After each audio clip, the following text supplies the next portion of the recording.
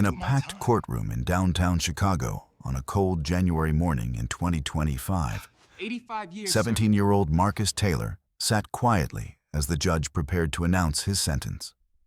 The room buzzed with whispers, the air thick with anticipation and unease. Marcus's family sat just a few rows behind him, his mother clutching her son's hand, his father staring straight ahead with a stoic expression, and his younger siblings shifting nervously in their seats. The gallery was filled with a mix of community members, reporters, and legal observers, all drawn to what had quickly become one of the most talked-about juvenile cases in recent years. Marcus himself wore a calm facade. His dark eyes scanned the courtroom, betraying none of the anxiety that had haunted him since the trial's conclusion weeks earlier. When the judge finally looked down from the bench and spoke, Marcus responded with a quiet, steady voice. "I'll do my time," as if accepting the consequences was as straightforward as a mere formality. His words hung in the air, resonating with a strange mixture of resignation and resolve. To those unfamiliar with the complexities of sentencing laws, the phrase suggested a young man ready to face a defined punishment and then move on. But the reality was far more complicated and far more severe. Before we dive into this gripping tale of a young man's life-altering decision, make sure to subscribe and like the video so you never miss a story. And tell me, what are your thoughts on the harsh realities of juvenile sentencing?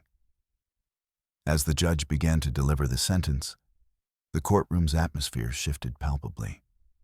The judge's tone was measured but firm, emphasizing the gravity of the crimes for which Marcus had been convicted.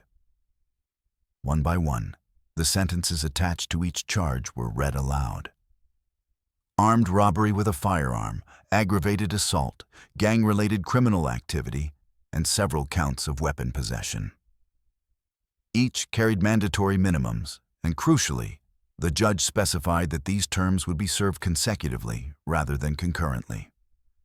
The consequence was a total prison sentence that added up to 85 years, effectively a life sentence for a teenager who had barely reached adulthood.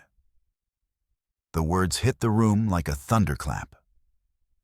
Marcus's mother gasped softly, her fingers tightening around her son's hand. His father's jaw clenched visibly, and his younger siblings exchanged incredulous looks. Murmurs rippled through the courtroom as the enormity of the sentence sank in. Some spectators whispered words of condemnation, while others shook their heads in disbelief. Reporters scribbled furiously in their notebooks, already framing headlines that would echo around the city and beyond. Marcus himself blinked, the steely composure he had maintained moments before wavering for a split second.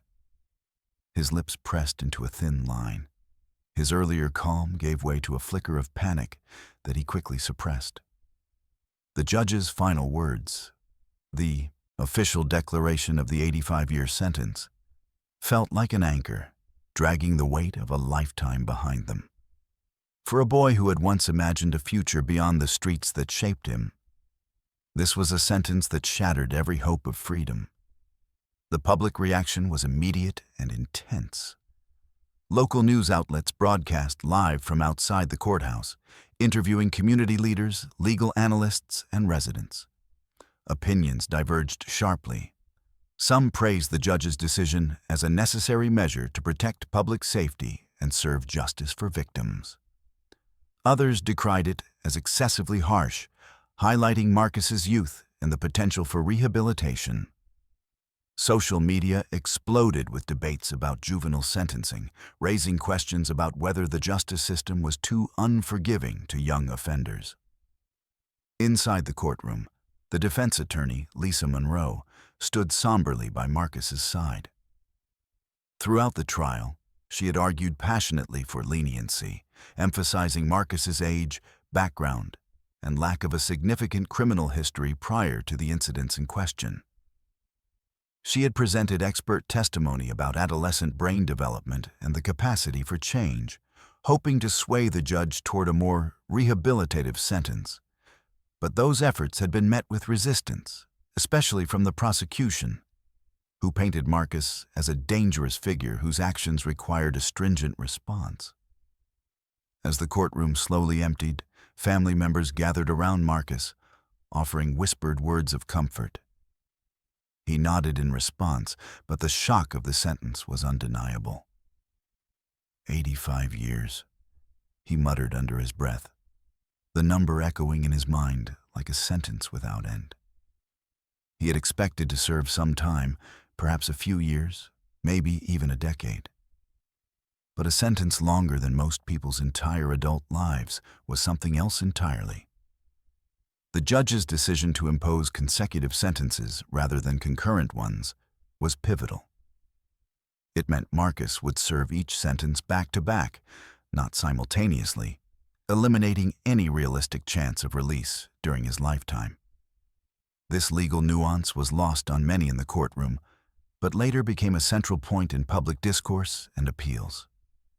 The rationale, as the judge explained, was grounded in the severity and multiplicity of Marcus's offenses and a legal precedent that prioritized public safety and deterrence. Outside the courthouse, the community's division became more visible. At a local community center, a gathering of youth advocates and city officials held an impromptu discussion about the implications of the sentence. Some argued that the decision reflected a justice system determined to be tough on crime, especially gang-related violence that had plagued certain neighborhoods. Others contended it was emblematic of systemic failures, punishing a young man shaped by his environment rather than addressing the root causes of youth violence. Meanwhile, Marcus's family faced their own private struggles. His mother, Teresa, was overwhelmed by a storm of emotions: grief, fear, and a deep sense of helplessness. She had supported Marcus throughout the trial, advocating for his potential to turn his life around. But now she grappled with the harsh reality of his future. His father, James, found himself battling anger and frustration, questioning decisions made long before the courtroom drama unfolded.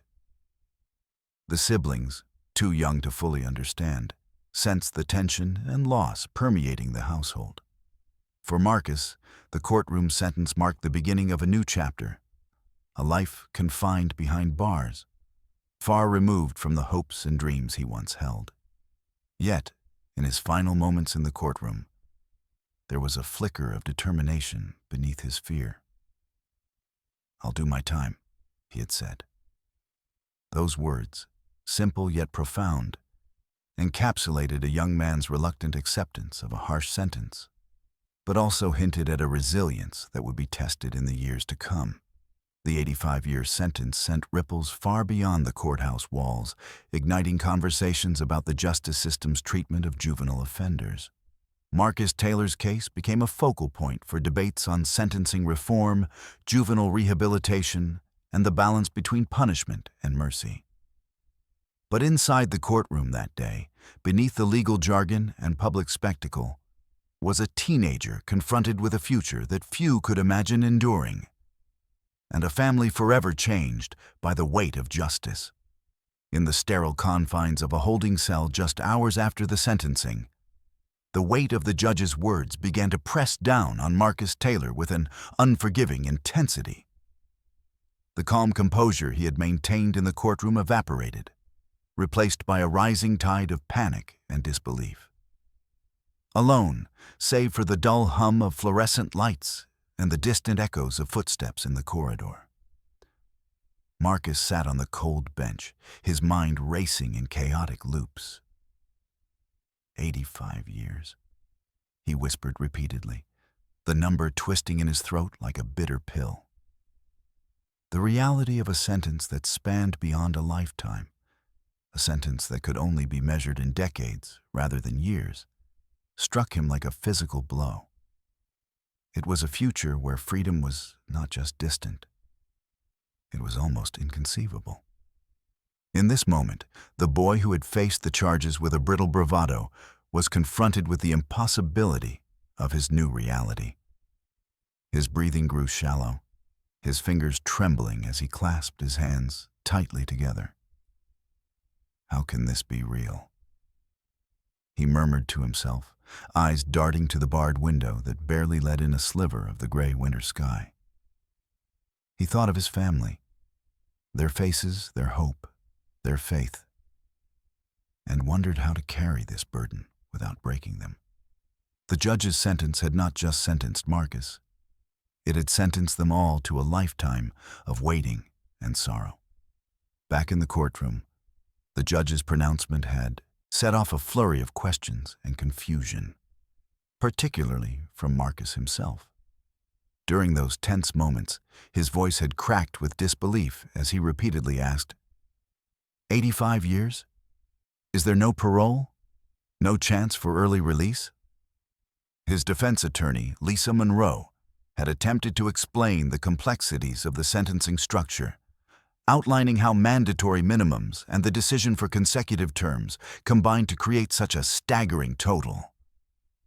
But the legal jargon only deepened Marcus's sense of being lost in a system far beyond his control. His family, too, struggled to grasp the full scope of the sentence. Teresa, his mother, sat beside him in the courtroom just before he was taken away, her eyes glistening with tears. "It's a lot, Marcus.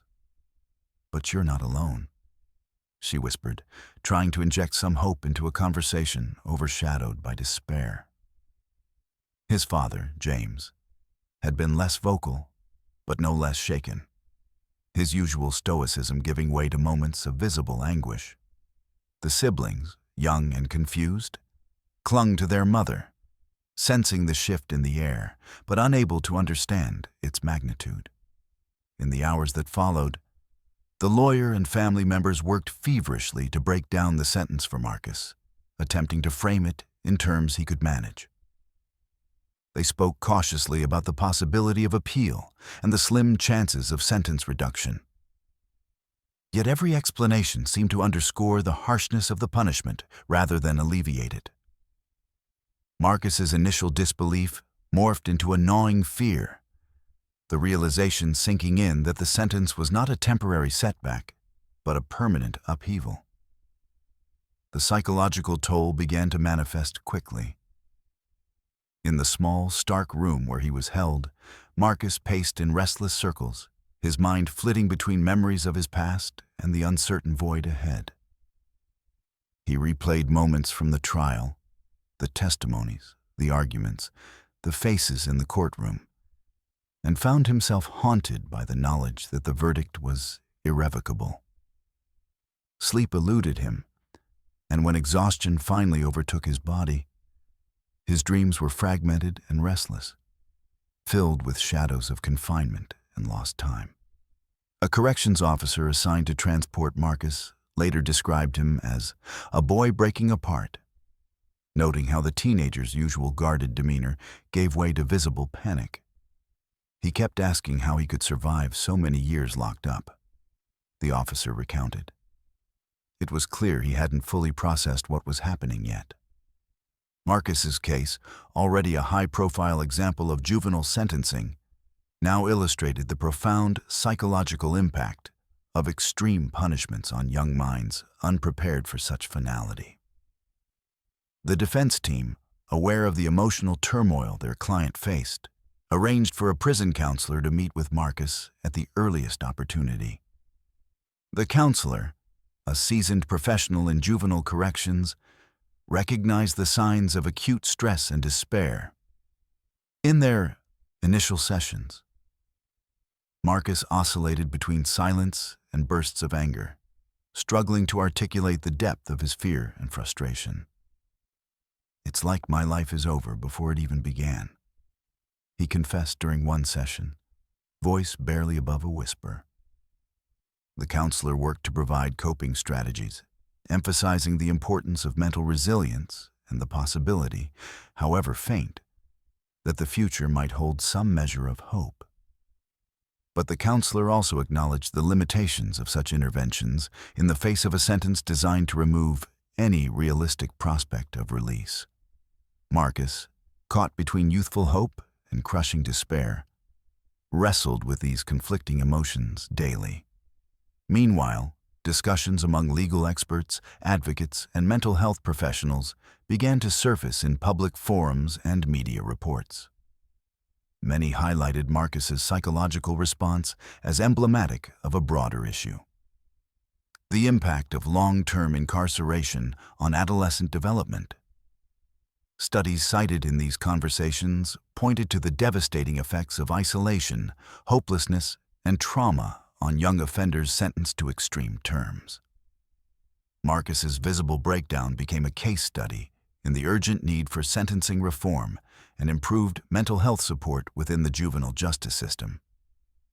For Marcus's family, the emotional strain was relentless. Teresa described the days following the sentencing as a blur of tears and phone calls, struggling to maintain a semblance of normalcy for her younger children. James wrestled with guilt and helplessness, questioning whether different choices or interventions could have altered the trajectory of his son's life. The siblings, though shielded as much as possible, absorbed the tension, their innocence shadowed by the growing reality of Marcus's fate. Community members who had initially expressed mixed reactions to the sentence now grappled with the human cost behind the headlines. Local youth organizations organized support meetings for families affected by harsh sentencing, using Marcus's case as a catalyst for broader conversations about juvenile justice. Conversations that once centered on crime and punishment shifted toward empathy, understanding, and calls for systemic change. Despite the overwhelming despair, Marcus showed fleeting moments of defiance and determination. In conversations with his counselor and family, he expressed a desire to survive, to find meaning even within confinement.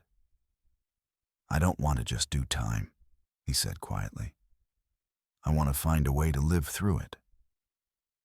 These words, fragile yet resolute, hinted at an inner struggle against the crushing weight of his sentence.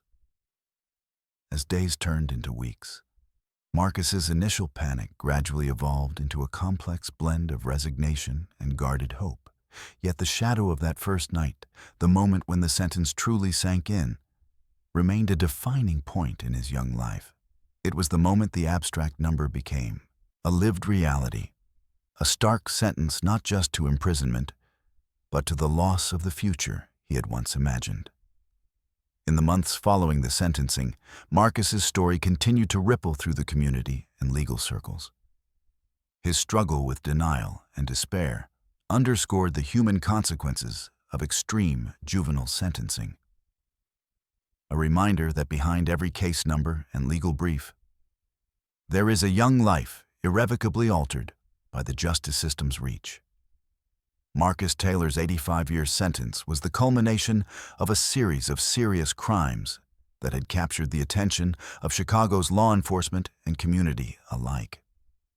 Over several months preceding his arrest, Marcus had been linked to a string of armed robberies targeting local businesses and individuals in neighborhoods struggling with gang violence.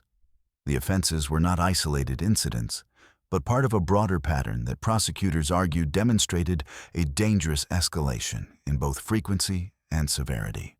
According to court records and police reports, Marcus was charged with 4 counts of armed robbery, each involving the use of a firearm to threaten victims and forcibly take money or valuables. Witnesses described scenes of terror: masked youths brandishing handguns, demanding compliance with chilling threats, and leaving victims shaken and traumatized. Surveillance footage from some locations corroborated these accounts, showing figures matching Marcus's description entering stores, brandishing weapons, and fleeing swiftly after the crimes. The most serious charge against Marcus, however, was aggravated assault. In one incident, surveillance and eyewitness testimony placed him at the scene of a violent confrontation that left a bystander seriously injured. The victim, caught in the crossfire of a dispute between rival gang members, was struck by a bullet fired during the altercation. Prosecutors contended that Marcus had participated actively in the event, wielding a firearm and contributing to the chaos that endangered multiple lives. Gang-related activity was another element central to the case. Investigators linked Marcus to a local street gang with a history of criminal enterprises, including drug trafficking and violent crimes. Text messages and intercepted communications revealed discussions about planned robberies and retaliatory acts, painting a picture of a young man deeply embedded in a dangerous subculture. The prosecution argued that Marcus's actions were not random, but calculated and coordinated, driven by allegiance to the gang and a desire to assert control over territory. The layering of charges was significant in determining the harshness of Marcus's sentence.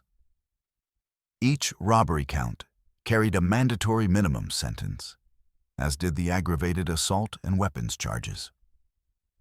The judge's decision to impose consecutive terms rather than concurrent ones meant that these punishments would stack, creating a cumulative sentence that extended well beyond a typical juvenile sentence. This legal strategy underscored the prosecution's aim to deliver a strong message about the consequences of violent crime and gang involvement. Community reaction to the crimes and the subsequent sentencing was deeply divided. Some residents, particularly those who had lived in fear of the robberies and gang violence, expressed relief that Marcus was being held accountable. "These crimes tore through our neighborhood," said Angela Martinez, a local shop owner who had been robbed during the spree. "It's good to see the justice system taking a stand, even if it's a young person." Others, however, questioned whether the punishment fit the offender's age and circumstances, raising concerns about the long-term impact of such severe sentences on youth. The defense portrayed Marcus as a product of his environment, a teenager caught in the crosscurrents of poverty, limited opportunities, and peer pressure. Testimonies during the trial highlighted his difficult upbringing: a fractured family, exposure to violence from an early age, and a lack of positive role models.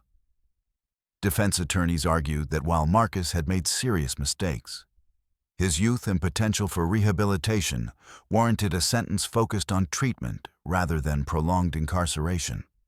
Despite these arguments, the prosecution's narrative prevailed. The state's attorneys emphasized the need to protect public safety and deter future crimes. They described Marcus as a calculated offender who had repeatedly chosen violence over lawful alternatives. Prosecutor Daniel Reed stated during closing arguments, "This isn't just about punishment. It's about sending a clear message that violent crime, especially involving firearms, will meet with the full force of the law." His words resonated with a judge determined to make an example. Evidence presented in court was exhaustive. Police reports detailed the chronology of robberies and assaults, linking Marcus through eyewitness identification, forensic analysis, and digital evidence. Gunshot residue tests connected him to weapons used in the crimes, and intercepted communications corroborated his involvement in planning and executing the offenses. The prosecution's case was further strengthened by victim impact statements, which conveyed the traumatic effects of the crimes on individuals and the broader community. The sentencing guidelines for juvenile offenders in Illinois allowed for some flexibility, but the mandatory minimums tied to violent felonies and firearm use severely limited judicial discretion. The judge cited these constraints in explaining why consecutive sentences were imposed, emphasizing the legal framework that governed the case. While we recognize the defendant's age, the nature of these offenses demands a sentence that reflects their severity and the need for public protection, the judge declared during sentencing. Marcus's case became emblematic of a broader struggle within the criminal justice system to balance accountability and rehabilitation for young offenders. Legal experts noted that the accumulation of charges and the layering of mandatory sentences were increasingly common in cases involving gang violence and repeated violent offenses. This approach, while effective in securing lengthy sentences, sparked ongoing debates about its fairness and effectiveness in addressing juvenile crime.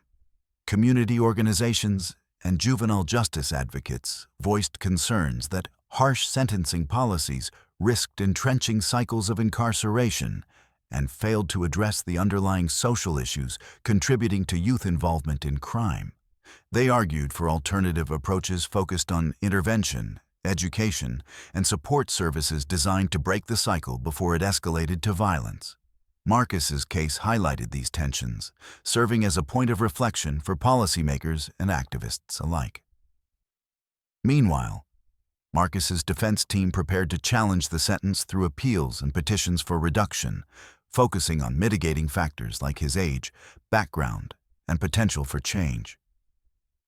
They sought to introduce new evidence and expert testimony regarding adolescent brain development and the capacity for rehabilitation. Legal observers noted that overcoming consecutive sentencing mandates would be an uphill battle. But the efforts underscored the complexities of juvenile justice in high-profile violent crime cases. The community remained divided. Some viewed Marcus as a symbol of lost youth who deserved a chance to reform, while others saw him as a dangerous offender whose actions warranted the full measure of justice. Media coverage reflected this split, with opinion pieces and editorials debating the merits of the sentence and the broader implications for juvenile crime policy. In the months following the trial and sentencing, the details of Marcus's crimes and the legal rationale behind his punishment continued to surface in public discussions. His story became a catalyst for conversations about the intersection of youth, crime, and punishment. A narrative that extended beyond the individual case to touch on systemic issues facing urban communities across the nation.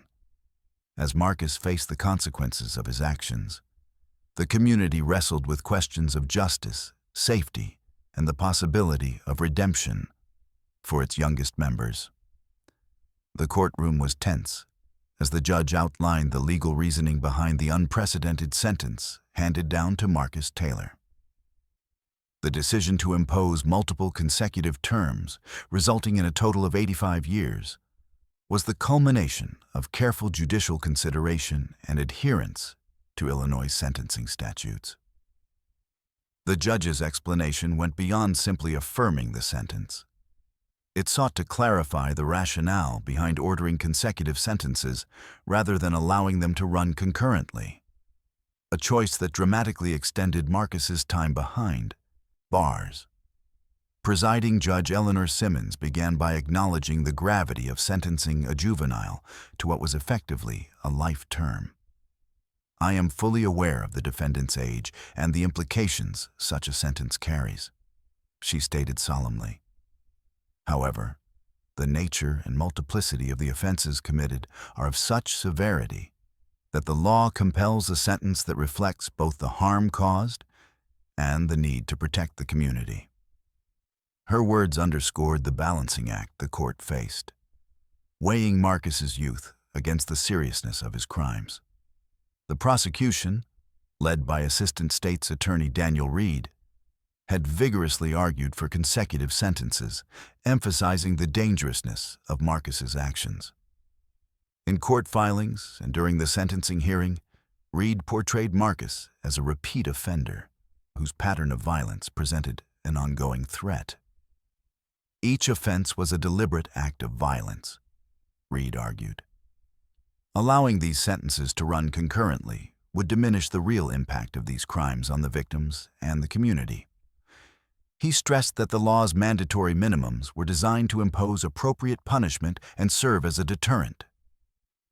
Reed's position found favor with the judge, who cited statutory requirements that left limited discretion in cases involving violent felonies with firearms. Illinois law mandates minimum sentences for armed robbery, aggravated assault, and weapons offenses, particularly when committed by individuals with prior charges or gang involvement. The judge explained that overlapping sentences would undermine the legislature's intent, which was to ensure that violent behavior is met with serious consequences. On the other side, defense attorney Lisa Monroe made a passionate plea for leniency. She highlighted Marcus's age, emphasizing that at 17, he was still developing emotionally and cognitively. Monroe presented expert testimony on adolescent brain development, arguing that juveniles lack the full capacity for judgment and impulse control seen in adults. The purpose of juvenile sentencing is not only punishment, but rehabilitation, she contended. Marcus has the potential to change, and a sentence that allows for concurrent terms or parole opportunities would better serve justice and public safety. Monroe also underscored Marcus's background, his upbringing in a disadvantaged neighborhood, exposure to violence, and limited access to positive role models. She asked the court to consider alternatives to life-altering incarceration, such as placement in youth rehabilitation programs or structured correctional facilities with focus on education and therapy. Justice tempered with mercy is essential here, she urged. Despite these arguments, Judge Simmons remained firm. She acknowledged the defense's points, but emphasized that the court was bound by legal precedent and statutory mandates that prioritized public safety. While rehabilitation is a noble goal, it cannot come at the expense of ensuring accountability for serious crimes, Simmons said. The court must also consider the message sent to the community and potential offenders. Her decision reflected a broader judicial trend toward stringent sentencing for violent crimes involving firearms, particularly in jurisdictions grappling with gang violence. The legal framework governing Marcus's sentence was complex. Illinois statutes require courts to impose mandatory minimum sentences for offenses involving firearms, often precluding suspended sentences or reductions. When multiple offenses are involved, judges may order sentences to be served consecutively, especially if the crimes occurred as part of a series of deliberate acts. This framework was designed to address concerns that concurrent sentencing could allow offenders to serve disproportionately light terms for multiple serious crimes. Legal experts noted that the case highlighted tensions between statutory mandates and judicial discretion. Professor Harold Green, a criminal law scholar, commented, "Judges often face difficult choices when balancing legislative directives with the individual circumstances of juvenile defendants. In Marcus Taylor's case, the law's rigidity left little room for a sentence that might have accounted for his age and potential for reform." Green added that this dilemma is at the heart of ongoing debates about juvenile justice reform. The prosecution's insistence on consecutive sentences was also influenced by the broader context of Chicago's efforts to combat gang-related violence. Public safety officials had called for tougher penalties to deter repeat offenders, particularly those involved in armed robberies and assaults. The judge's ruling aligned with this policy stance, signaling a zero-tolerance approach to gang crime that prioritized long-term incapacitation. Throughout the sentencing hearing, victims and community members were given the opportunity to voice their perspectives. Several spoke of the fear and trauma caused by the robberies and violent incidents linked to Marcus. "We need to know that justice is being done," said one victim's mother, her voice trembling. "These crimes shattered our lives." Their statements reinforced the prosecution's argument that the sentence needed to reflect the profound impact on individuals and neighborhoods. Marcus listened quietly during these statements, his expression unreadable. The courtroom atmosphere was heavy. The collective weight of legal arguments, personal testimonies, and societal concerns converging in a single moment that would define his future. The judge's final remarks underscored the gravity of the decision and its intended purpose: to protect society and uphold the rule of law. In the days following the sentencing, legal analysts dissected the judge's reasoning, noting how the case exemplified the challenges judges face in applying mandatory sentencing laws to juveniles. The decision sparked renewed calls from juvenile justice advocates for legislative reform to provide judges with greater discretion to consider youth and rehabilitation potential without compromising public safety. Meanwhile, Marcus's defense team began preparing to appeal the sentence, focusing on challenging the imposition of consecutive terms. They argued that such a sentence for a juvenile offender was excessive and counterproductive, potentially violating constitutional protections against cruel and unusual punishment. Appeals would also seek to introduce additional evidence about Marcus's background and mental health, aiming to persuade higher courts to order a more lenient sentence or concurrent terms. As the legal battle unfolded, Marcus himself grappled with the consequences of the judge's decision. The sentencing explanation, while thorough and legally grounded, offered little comfort.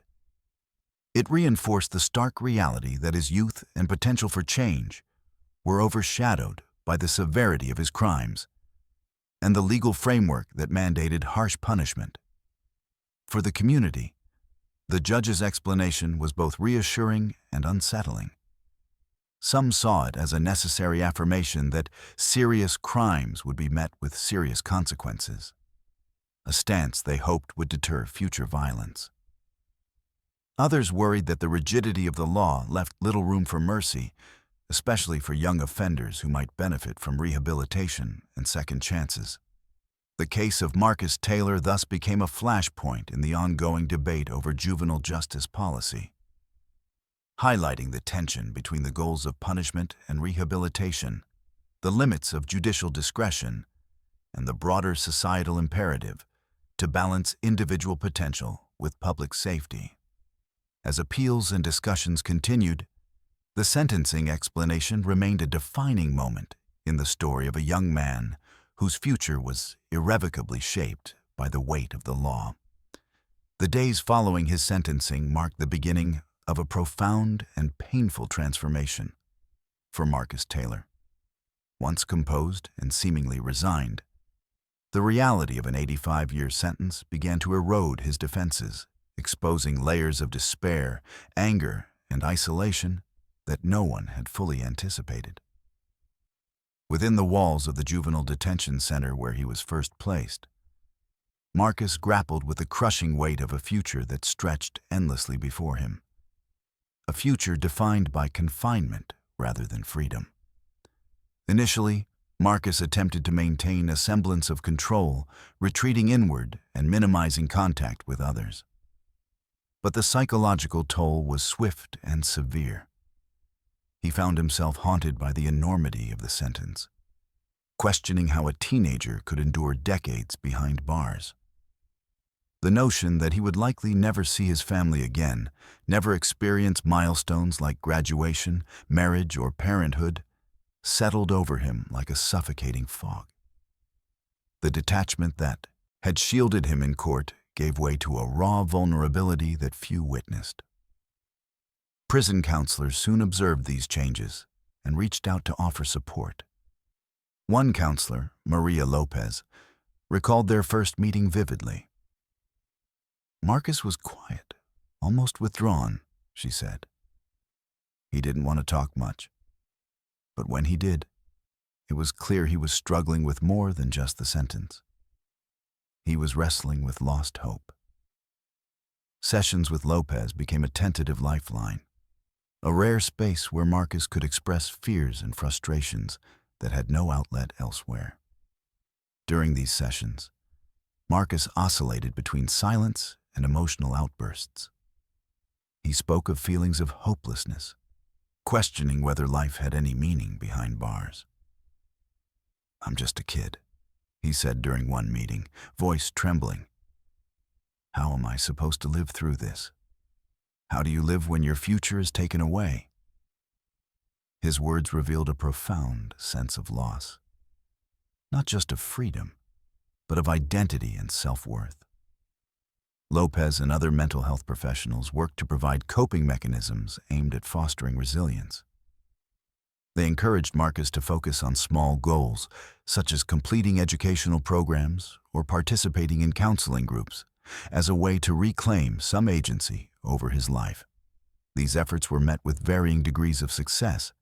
At times, Marcus showed moments of determination, while at others, he retreated into silence or anger. Isolation compounded these struggles. The juvenile detention environment, often harsh and unforgiving, offered little comfort or privacy.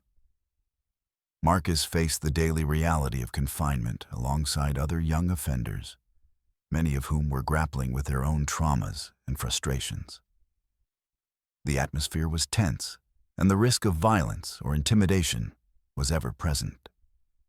For Marcus, whose crime and sentence had drawn public attention, this environment was both a physical and psychological battleground. The prison staff noted his shifting demeanor. Correctional officers described periods when Marcus appeared withdrawn and despondent, followed by moments of agitation or outbursts of anger. These fluctuations were typical in young inmates confronting the trauma of incarceration.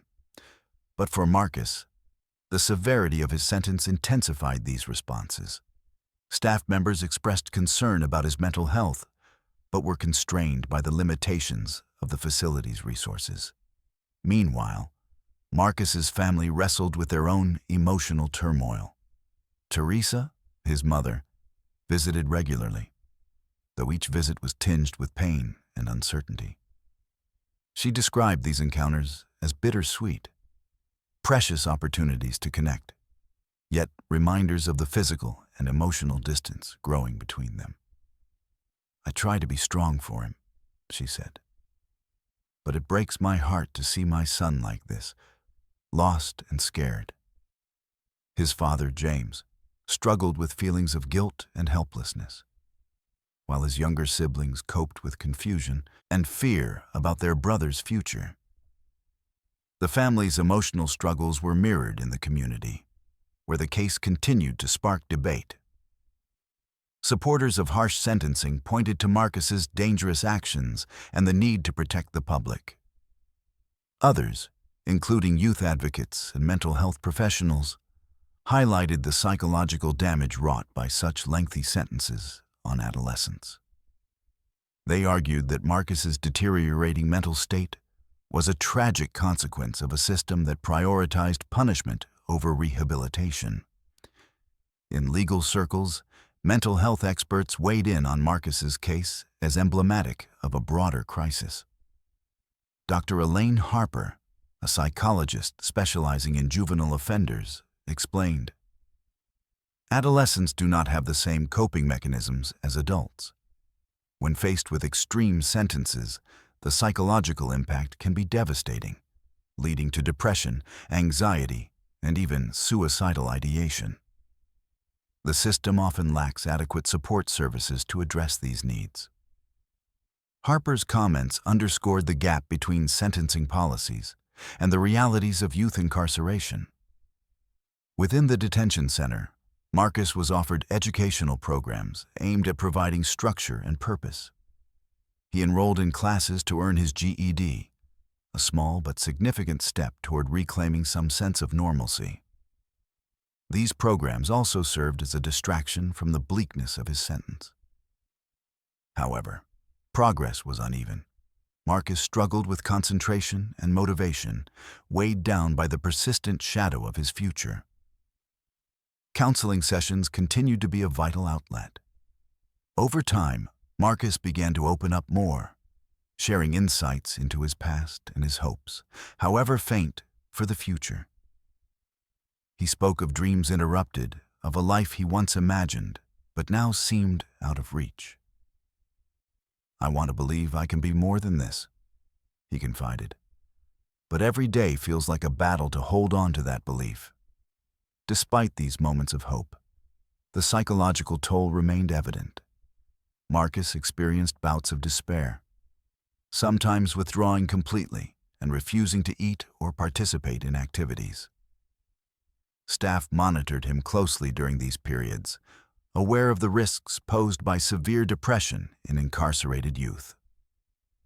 Crisis intervention protocols were occasionally activated, highlighting the fragility of his mental state. As months passed, Marcus's emotional landscape remained complex, a mixture of resilience and vulnerability, defiance and despair. The initial shock of sentencing had given way to a deeper, ongoing struggle to find meaning and survival within a system designed to punish rather than heal. His journey underscored the harsh reality faced by many juvenile offenders sentenced to long terms. The challenge not only of enduring confinement, but of preserving a sense of self in the face of overwhelming loss. Outside the detention center, Marcus's case continued to fuel conversations about the need for reform in juvenile, sentencing, and mental health services. Advocates called for increased resources to support young inmates, emphasizing that addressing psychological harm was crucial to any hope of rehabilitation. Marcus's experience became a powerful example of the human cost of extreme sentencing policies. A stark reminder that behind every sentence is a young life struggling to endure. In the quiet moments of his confinement, Marcus faced the daunting task of navigating a future that few his age could comprehend. His story was one of a teenager caught between the demands of justice and the fragile hope for redemption, a struggle that would define the years to come. The reverberations of Marcus Taylor's 85-year sentence extended far beyond the prison walls, reaching deep into the lives of his family and the community that had watched his case unfold with a mixture of concern and controversy. For the Taylors, the sentence was not merely a legal verdict. It was a seismic event that reshaped their daily existence, tested their bonds, and forced them to confront the social stigma that often accompanies such high-profile cases. Teresa Taylor, Marcus's mother, bore the heaviest burden. In the weeks following the sentencing, she found herself navigating a complex maze of emotions: grief for the loss of her son's freedom, guilt over perceived failures as a parent, and anger at a system she felt had been unyielding.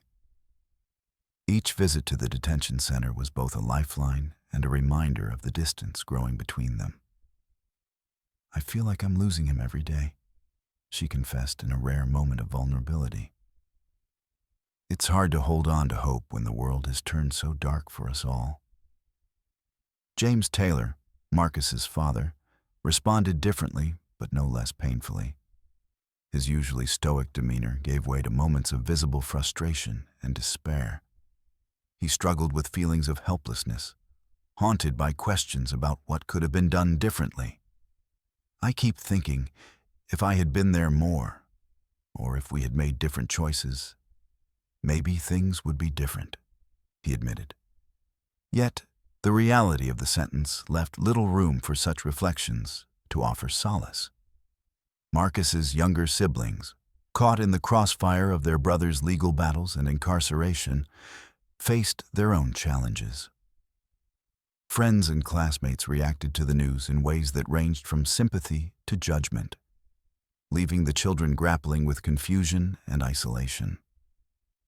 Their parents endeavored to shield them from the harshest impacts, but the stain of Marcus's conviction inevitably seeped into their social world.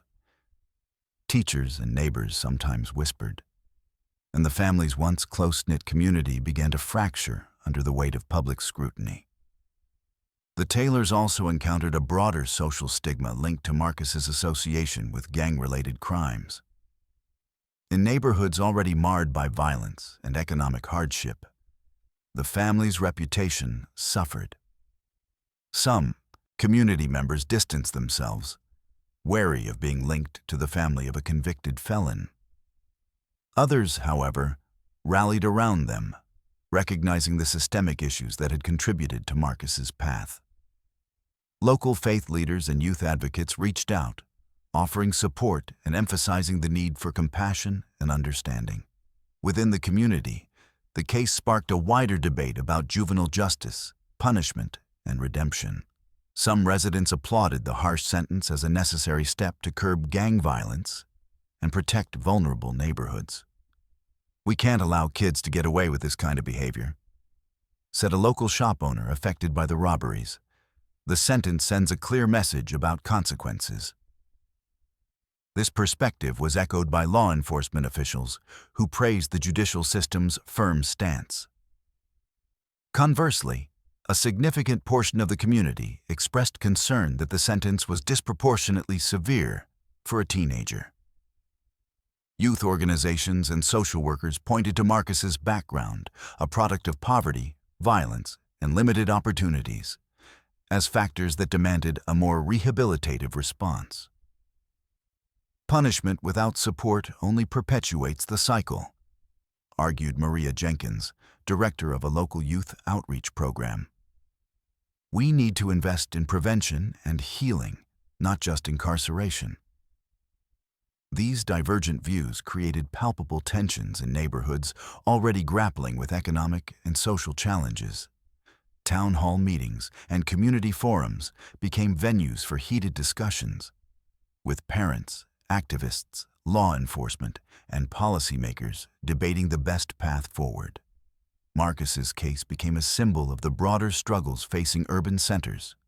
How to balance public safety with the potential for youth reform, how to address the root causes of crime, and how to support families caught in the crossfire. The emotional toll on the Taylor family was compounded by media attention.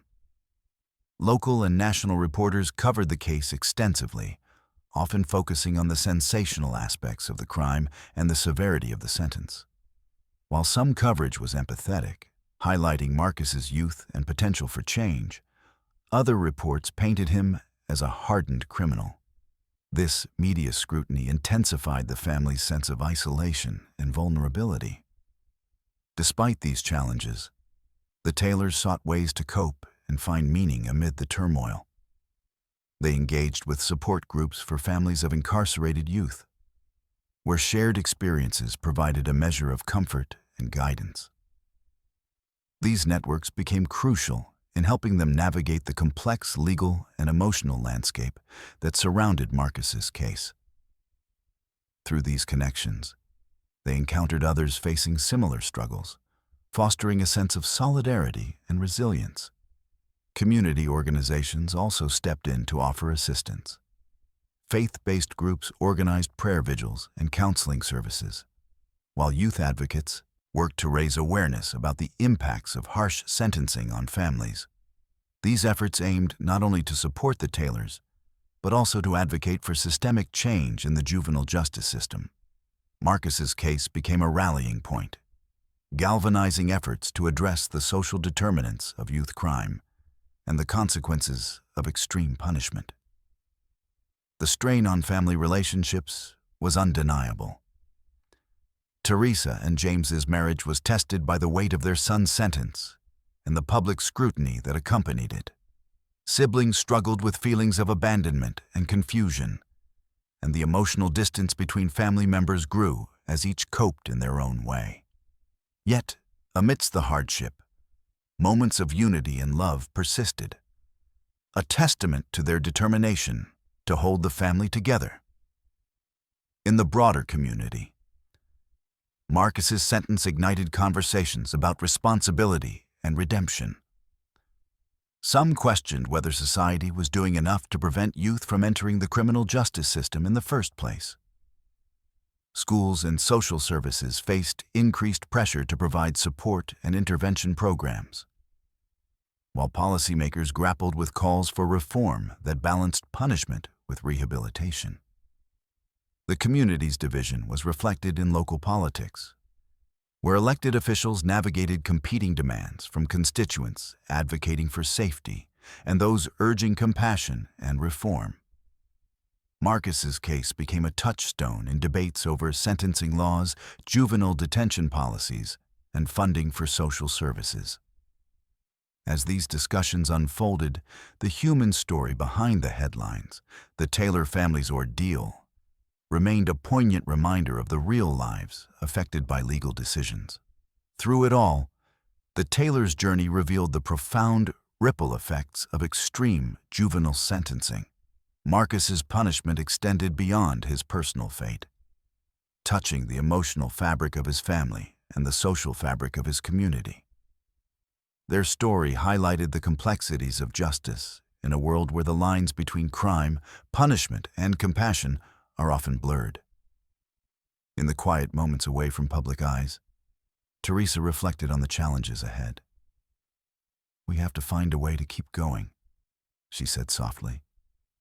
"For Marcus, for our family, and for the community that raised us all." Her words captured the fragile hope that persisted despite overwhelming odds. A hope that, amidst pain and division, healing and understanding might yet emerge. In the months following the sentencing, Marcus Taylor's legal team mounted a determined campaign to challenge the severity of the 85-year sentence. Faced with the daunting reality of consecutive terms that effectively amounted to a life sentence for a teenager, defense attorneys sought every possible avenue to appeal and reduce the sentence. Their efforts centered on highlighting new evidence, questioning the application of mandatory minimums, and advocating for Marcus's potential for rehabilitation. The first step in the appeals process involved filing a notice of appeal with the Illinois Appellate Court, challenging both the length of the sentence and the decision to impose consecutive terms rather than concurrent ones. Lead defense attorney Lisa Monroe emphasized that the sentence was disproportionate given Marcus's age and circumstances. "This is a young man who made serious mistakes. But the law must recognize the difference between adult and juvenile offenders," Monroe argued in court documents. "We are seeking a sentence that reflects his capacity for change and the principles of juvenile justice."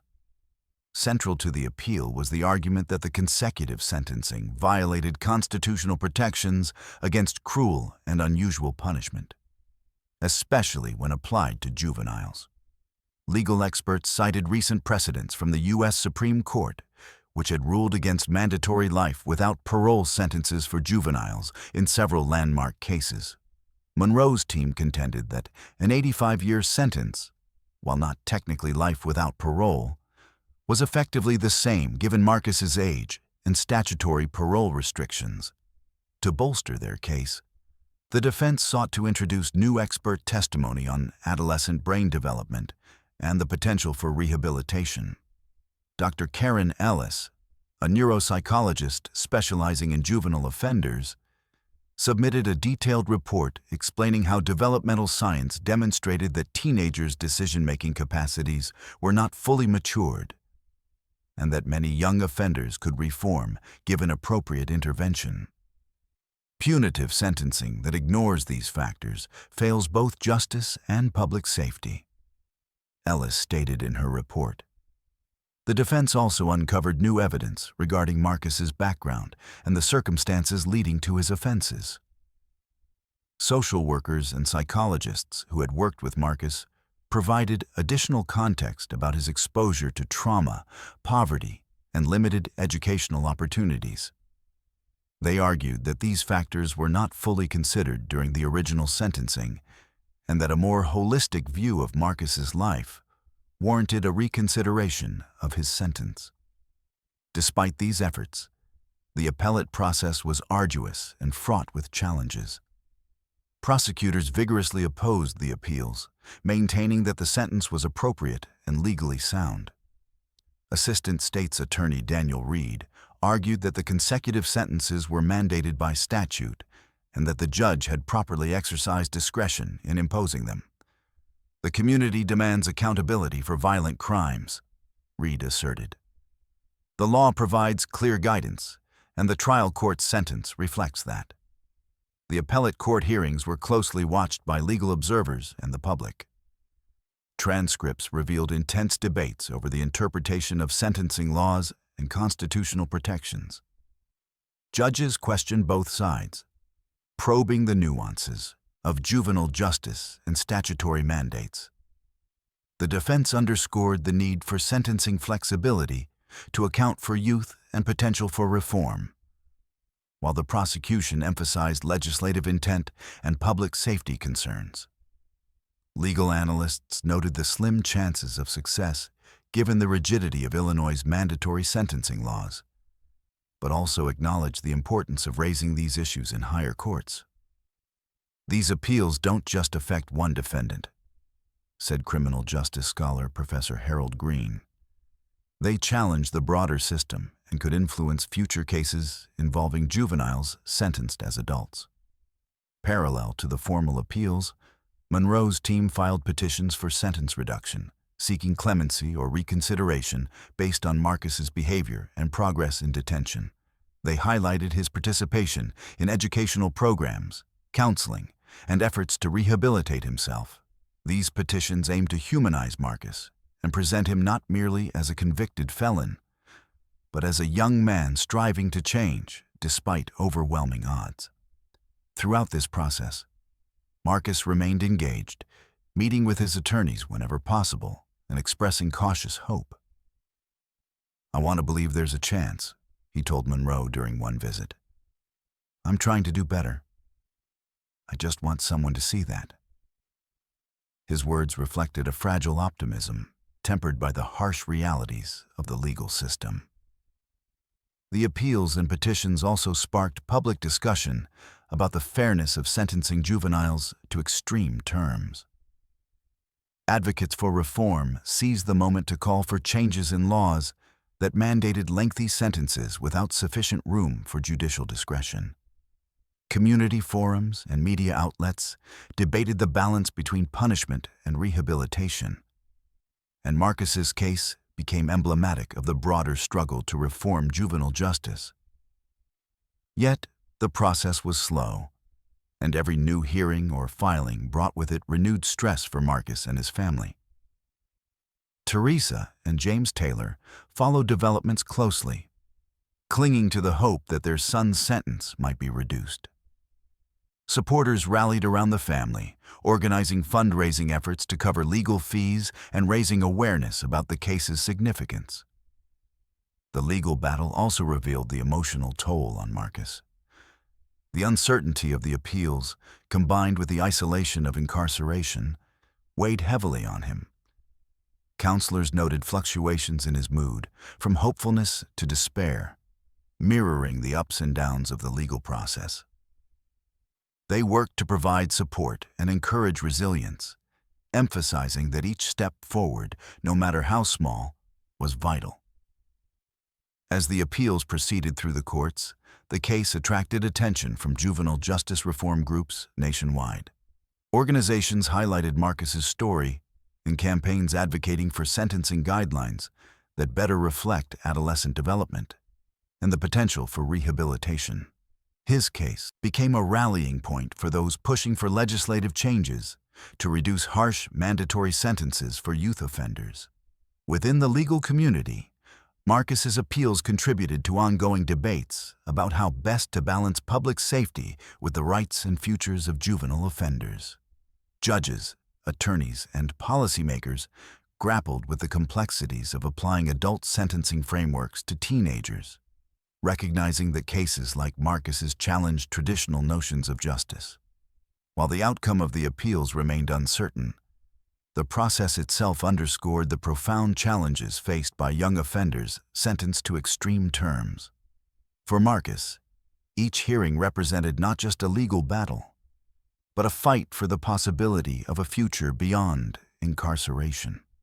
For his family and supporters, it was a beacon of hope amid the darkness of a sentence that seemed to foreclose any chance of freedom. As the months and years unfolded, Marcus's story continued to echo in courtrooms, community centers, and advocacy groups. His appeals and petitions embodied the tension between the harsh realities of the justice system and the enduring belief in the potential for change and redemption. In the struggle to overturn or mitigate his sentence, Marcus became more than a defendant. He became a symbol of the urgent need for reform in how society treats its youngest offenders. Marcus Taylor's case became a landmark in the ongoing discourse surrounding juvenile sentencing laws and the broader criminal justice system's approach to young offenders. As legal battles persisted and public attention remained fixed on the implications of his sentence, policymakers, advocates, and scholars weighed the far-reaching consequences of imposing extreme consecutive sentences on juveniles. The story of a teenager condemned to 85 years behind bars sparked a critical examination of how justice, rehabilitation, and public safety intersect in the lives of youth offenders. At the heart of the debate was the tension between the principles of punishment and the potential for rehabilitation. Marcus's sentence, while legally permissible under Illinois statutes, challenged long-standing assumptions about juvenile culpability and the capacity for change. Experts in adolescent psychology emphasize that teenagers, whose brains are still developing, exhibit heightened impulsivity and susceptibility to peer influence, factors that complicate notions of intent and responsibility in criminal behavior. The case drew upon emerging research in neuroscience showing that the adolescent brain's prefrontal cortex, responsible for decision-making and impulse control, is not fully matured until the mid-20s. This science became a cornerstone in arguments for sentencing reform, underscoring that juveniles are fundamentally different from adults in their capacity to understand consequences and regulate behavior. Advocates contended that harsh sentences like Marcus failed to account for this developmental reality. Public policy discussions increasingly focused on whether existing mandatory minimums and sentencing guidelines appropriately balanced public safety with the needs of youthful offenders.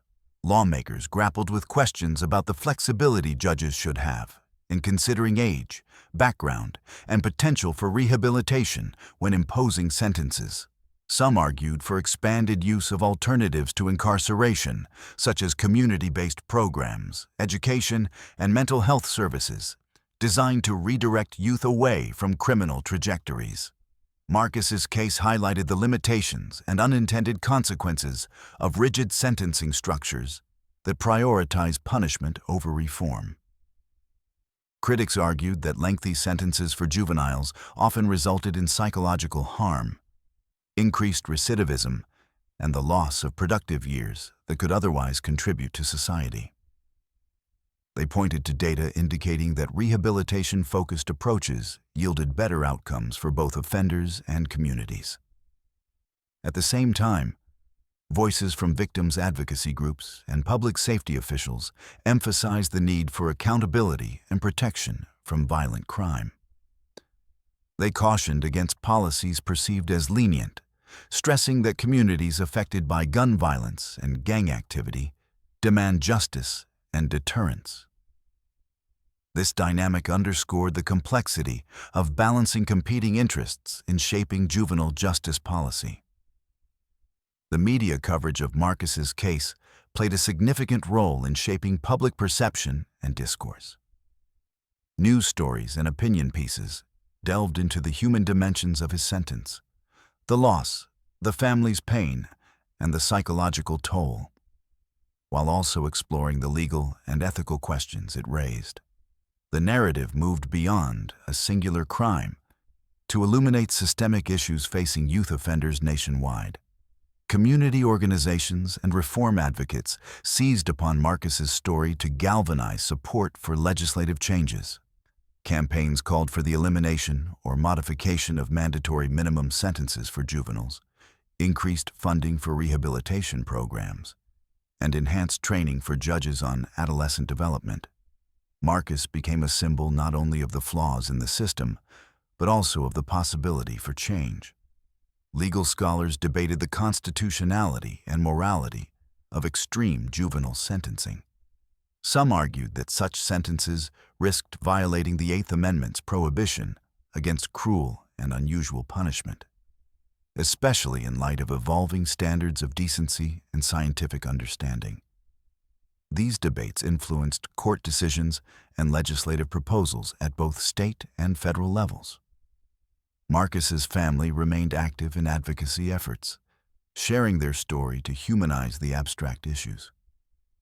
Teresa Taylor spoke publicly about the pain of watching her son endure a sentence that erased his youth, advocating for policies that recognize the value of second chances.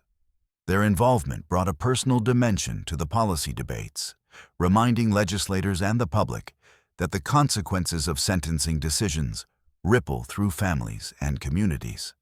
Within the correctional system, Marcus's experience underscored the urgent need for improved mental health services and educational opportunities for incarcerated youth.